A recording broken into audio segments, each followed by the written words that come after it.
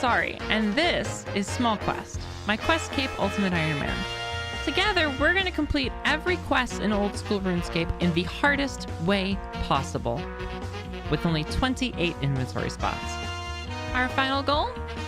Complete Dragon Slayer 2 and get our Quest Cape. Welcome back, everybody! Our first quest of the day is Ernest the Chicken, which we start by speaking to Veronica, who's standing outside of Draenor Manor. She tells you that she has a problem. She doesn't know where her fiancé is, Ernest. He went into Draenor Manor to do something no man has ever done before. Ask for directions. However, he hasn't come back yet, and she's starting to get worried. Honestly, I'm a little moved by that. We're going to head into Draenor Manor and immediately head to the 3rd floor to talk to our friend, Professor Oddstein. We've never talked to him before, but he's our friend, specifically because he's not trying to kill us. Probably. Oddstein explains to us that Ernest is totally fine. Mostly. He's just also a chicken. I don't really know how Gielinor views, different species relationships, but I'm pretty sure woman and chicken isn't going to work, so we need to turn him back. Thankfully for us, Dr. Oddstein can fix all of this. He just needs to also fix his machine. To do that, however, he's going to need a pressure gauge, a rubber tube, and an oil can, which are all somewhere in Draenor Manor, he thinks. The guy lives here, you'd think he would know. But I digress. The pressure gauge is in the fountain in the courtyard. However, with the pressure gauge, there's also a bunch of really angry piranhas, because every game stereotypes against piranhas. So we grab some fish food and some poison, we make some poisoned fish food, and we kill them dead. With the piranhas out of the way, we grab the pressure gauge and move on to the rubber tube. Thankfully for us, we operate from a third-person perspective, and we've actually noticed the rubber tube in the middle of Draenor Manor on the 1st floor. We jump in the closet with a very angry skeleton, get slapped around a bit, and then run out of there with our rubber tube. The last thing to get is an oil can, which is found in the basement of Draenor Manor. However, what's also in the basement of Draenor Manor is a friggin' maze. There's a bunch of locked doors that open depending on which lever you pull. We're gonna pull these levers semi-randomly, and hopefully we'll make our way through this maze.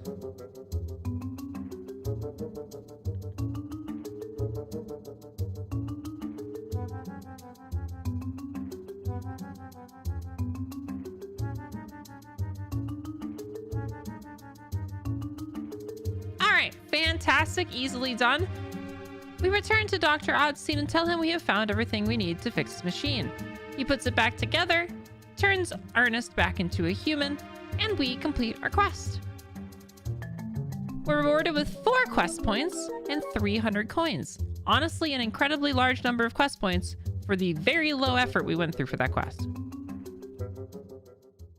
Our next quest of the day is the Knight's Sword. We're going to return to Falador and head into Reddit, where we're going to speak with the Squire in the square. The Squire tells us that he's having a bit of a problem. He lost the sword that belongs to his knight? Now, obviously, he's in a bit of a pickle, and we offer to help him out by replacing the sword. He tells us, however, that it's a very special sword made by an Imkando dwarf, and it's pretty unlikely that we can replicate it. We return to Varrock to talk to Reldo, our all-powerful encyclopedia with legs, and he lets us know that there is one Imkando dwarf that he is aware of. They live just to the south of Port Sarim. Now we use our psychic powers to know that this dwarf is going to want a red berry pie. So we go ahead and make one.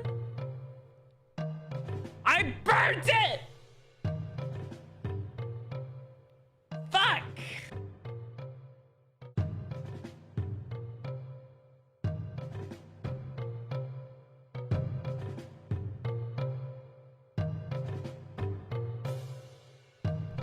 Then we run to the south of Port Sarim and talk to our new friend Thurgo, who is an Imkando dwarf.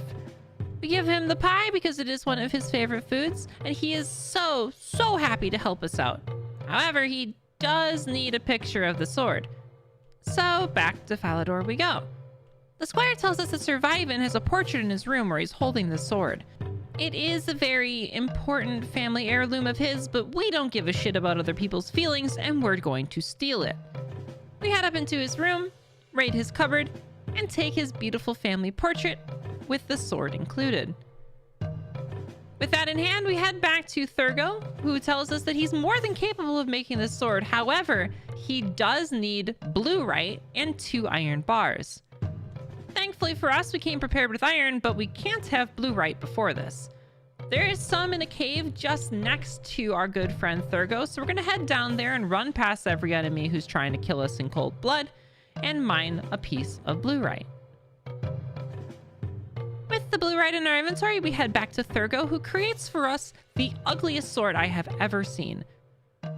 Back to the White Knight's castle once more, and the squire thanks us and gives us our quest reward of 1 quest point and 12,725 smithing experience. Moving right along, our next quest of the day is Pirate's Treasure. We start this quest by speaking to Redbeard Frank in Port Sarim. He wants us to steal some rum from Verf's homeland, Karamja. However, Karamja has very, very strict customs. So we head to Karamja, we buy some rum, but now we need to smuggle it out. Thankfully for us, Karamja exports a lot of bananas, and if we speak to Luthus on the banana plantation, he'll let us know that he's looking for a helping hand. We offer to do this menial labor for him. We pick a bunch of bananas, we shove them in a box, and also in that box we shove our bottle of rum. Luthus pays us, and the box is shipped away with the rum inside it. So now we have to recover it. We head back to Port Sarim and head into the only location that's receiving any food, the food store. And we get another boring job. We brought a white apron with us, and we talk to the owner and ask if he needs any help. He says sure and lets us in the back room, where we find a box of bananas. Inside, our bottle of rum. We don't do an ounce of work for this man and instead run the fuck away. Head back to Redbeard Frank and give him the rum. Frank thanks us for our hard work and gives us a key, which he says will open a chest on the 2nd floor of Varrock's Blue Moon Inn. Of course, we head there, pop open the chest, and receive a pirate message. The message tells us the treasure's location, which we can decipher to be the middle of the garden in Falador. We head off to Falador once again, where we do a little bit of digging and piss off a gardener who we murder in cold blood. Then we do a little bit more digging and find ourselves a treasure chest. Digging up the treasure chest ends the quest, and we are rewarded with 2 quest points and One-Eyed Hector's treasure. Inside One-Eyed Hector's treasure is a gold ring, an emerald, and 450 coins. We're just going to sell all that for money. Our next quest, if we choose to accept it, begins in Al-Kharid by speaking to Hassan. Hassan tells us that Al-Kharid needs some help, but he can't give us too many details. He tells us to speak to Osman, who's just outside the palace. Osman doesn't really like us, but he does tell us that the Prince of Al-Kharid, Prince Ali, has been kidnapped. He is currently confined in a prison outside of Draenor Village, and only we can save him. He directs us to talk to Leela, his daughter, who is sitting outside Draenor Village, pondering her life and all of her decisions up to this point. Leela is very helpful and tells us that we need to make a disguise so that we can get into the prison and save Prince Ali. The only person that we could possibly look like is Lady Kelly, who is a darker-skinned woman with blonde hair who wears a lot of pink clothes. Now, the first thing we're going to get is a wig. We're going to take some balls of yarn and have them spun into a wig by Ned, the guy who makes ropes. We'll take that wig and dye it blonde, and we're set there. The second thing we need is some skin paste, which will make us look more like Lady Kelly. Skin paste requires ashes, red berries, flour, and water to make. So we quickly gather all those things up and bring those to Aggie the Witch, who makes us some skin paste. We also need to replicate Lady Kelly's key, so we get a piece of soft clay and a bronze bar. With those in hand, we go and talk to Lady Kelly and sweet talk her a little bit, get her interested. It's like being at a gay bar and talking to the straight girl. She hands us the key long enough for us to imprint it in the clay, and then we leave in a hurry. We take the imprint and the bronze bar to Osman back in Al-Kharid, and he tells us he'll make a duplicate of the key and send it to his daughter Leela. Fantastic, we are almost done. We just need some pink clothes and a way to distract the guard who is in the jailhouse with Lady Kelly. Now, if I've realized anything about people in RuneScape, they all love getting drunk. So we're gonna buy a pink skirt and 3 beers in Varrock and then head back to Draenor Village. Leela gives us a copy of the key and now the plan is set. We walk into the jail and start talking to Joe, the guard who's sitting around doing absolutely nothing.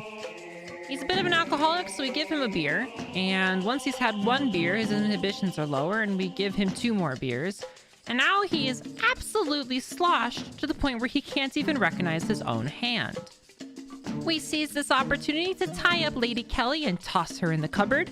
And then using the key that we created, we pop open the cell, give our entire disguise to Prince Ali, and he escapes the prison, heading back to Al Kharid.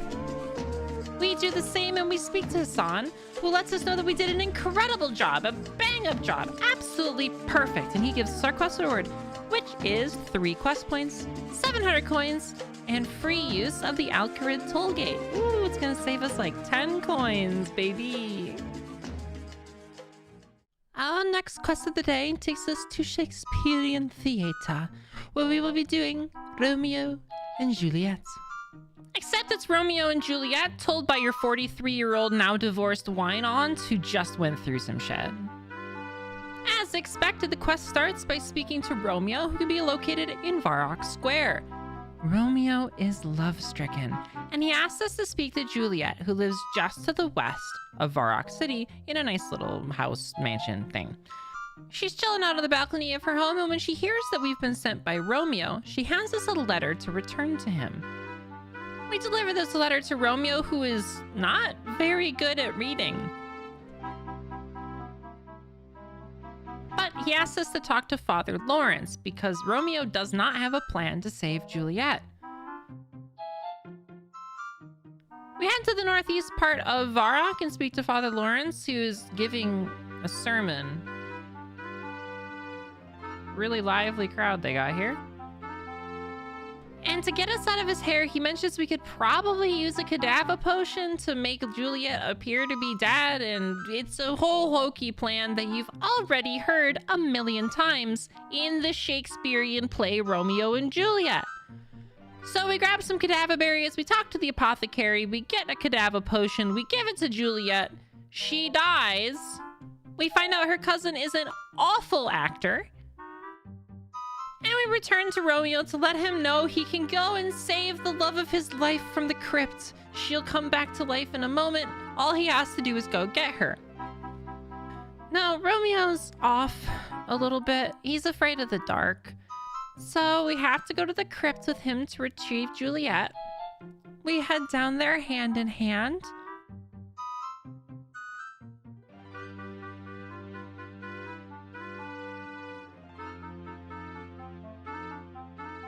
Romeo finds Juliet, unexpectedly still kind of dead. And out of nowhere comes Juliet's cousin, Philippa. The moment Romeo sees Philippa, he falls deeply in love with her. And that's it. That's how the quest ends. We got 5 quest points. I hope you're happy with yourself. Alright, back to something a little more serious. We are doing our final quest of the day, which will be Vampire Slayer. We head to Draenor Village and talk to a man named Morgan, who lets us know that Draenor Village is in grave danger. There's a vampire causing a bunch of distress, and he wants us to kill it. I mean, fuck it, we already killed the demon, why not? Morgan says we can get help on this by talking to a Dr. Harlow, I promise he's not related to me, who's hanging out at the Blue Moon Inn in Varrock. Before we leave Draenor Village, we're gonna steal some garlic from the cupboard on the top floor of Morgan's house. Then we head to Varrock to the Blue Moon Inn and speak to Dr. Harlow. He won't talk to us unless we give him a beer, so we do, and he tells us that to kill a vampire, we need a stake to drive through their heart. To do so, we'll probably want a hammer, and we'll also need some garlic to weaken the vampire. Now, thankfully, Morgan had some, and we already bought a hammer because we saw this coming. The last thing we have to do is to kill the vampire. We head back back towards Draenor Village and to the north to Draenor Manor, and we make our way into the basement once more. This time, however, we see Count Draenor's casket. We pop it open, he's not very happy about being woken up, and we take a fight with this vampire. Honestly, he's kind of a pushover, and we just kill him dead.